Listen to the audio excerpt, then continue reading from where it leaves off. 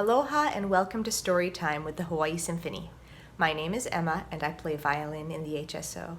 And today I'd like to read you Irving the Frog and His Violin, which is written by Michelle Zwirn with illustrations by Nancy Lemon.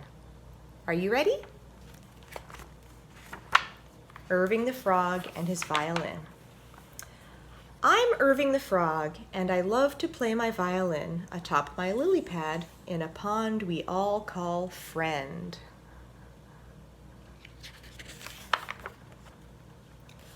Irving the Frog played his violin every day upon his special lily pad in Friend Pond.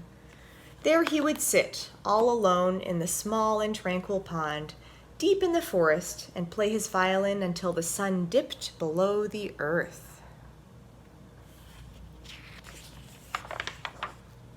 Although Irving's passion was to play his violin, sometimes he felt lonely.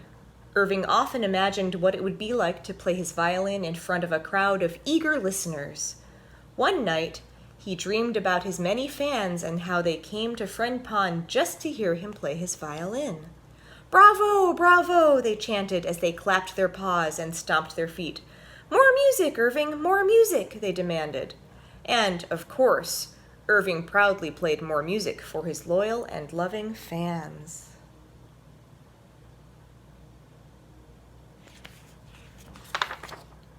When Irving awoke and realized it was only a dream, he felt sad in his heart. Irving was not aware that the deer, squirrels, birds, rabbits, bears, peacocks, owls, foxes, mice, and all of the forest animals loved his music. He did not know that early in the morning, with the golden sunrise, his beautiful violin music opens their eyes. All through the day into the late afternoon, they dance and play games to Irving's cheerful tunes. And early in the evening, after the sun goes down, his soft melodies help them go to Sleepy Town. One day, Irving wasn't feeling well. His mother, Mrs. Lilypatty, told him to stay in bed so he would get better.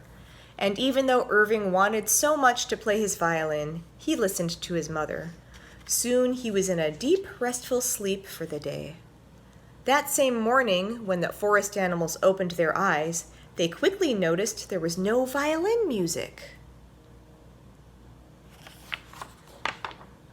They became concerned and hurried to Friend Pond, where Irving's lily pad floated without Irving atop.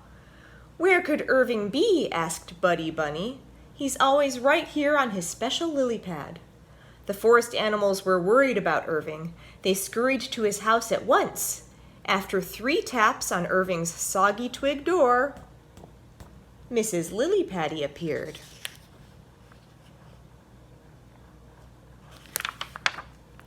Very curious, Mrs. Patty asked, "May I help you?" "We hope so," replied a most sincere Whirly Squirrel. "There's no music in the forest," grumbled Burly Bear. "Without Irving's beautiful violin music," squeaked Lizzie Mouse, "we cannot play all of our fun games." "That's right," agreed Doa Deer. "We dance and sing and play all day to Irving's fun tunes." Mrs. Lilypatty was surprised as she announced to the pile of forest animals before her, "Irving never told me he had so many friends. I'm sorry to tell you that Irving is not well today, so he cannot come out to play."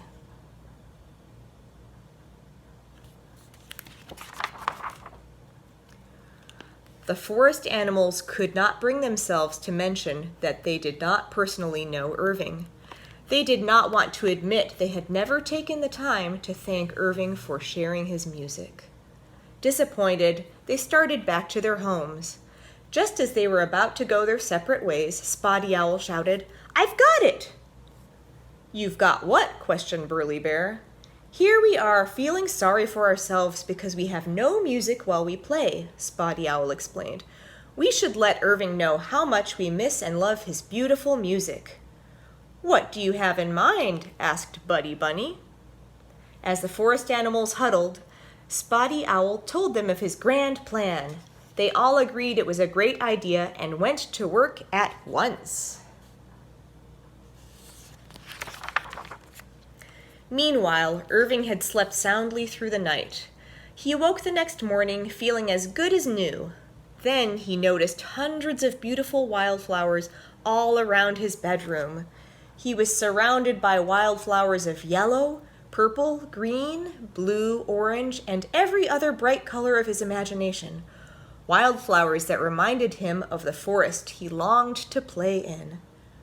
Irving's eyes followed the wildflowers around his room when he suddenly thought to ask, "Why are all these flowers in my room?" Then his eyes popped wide open as they fell upon a giant card in the shape of a violin. It was a get well card from all of the forest animals.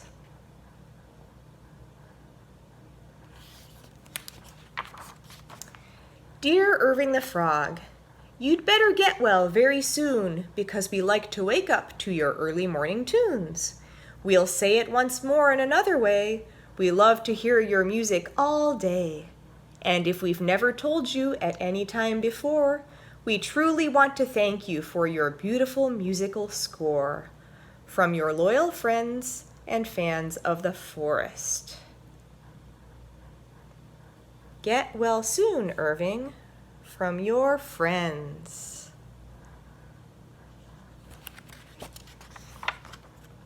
Irving's heart was filled with joy. He thought he was all alone on Friend Pond, where no one could hear as he played his violin.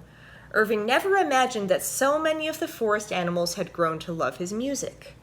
The sun was just about to rise and shine through the forest. There was no time to waste. Irving hurried to the kitchen where he gulped down a bowl of Fly-O's cereal. He snatched his violin and leaped quickly to Friend Pond.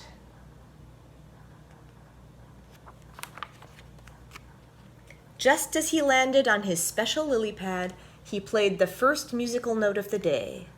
Then the sun's rays shined through the trees as the dew sparkled on the leaves. And once again, the entire forest was enchanted by the soft early morning melody of Irving's violin.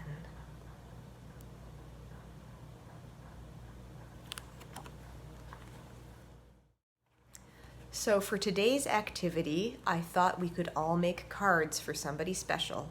And all you need is a piece of paper, you can fold it in half, and some markers or crayons or colored pencils. And then you have to decide what kind of card you would like to make. There are many kinds of cards for different occasions. For example, if you have a friend or family member with a birthday, you can make a birthday card. There's holiday cards, for example, Father's Day. You could make a get well card, just like Irving's friends made for him when they found out he wasn't feeling well. Or one of my favorite kinds of cards is a thank you card. So you can express gratitude to someone for something nice they've done for you or just for them being the way they are.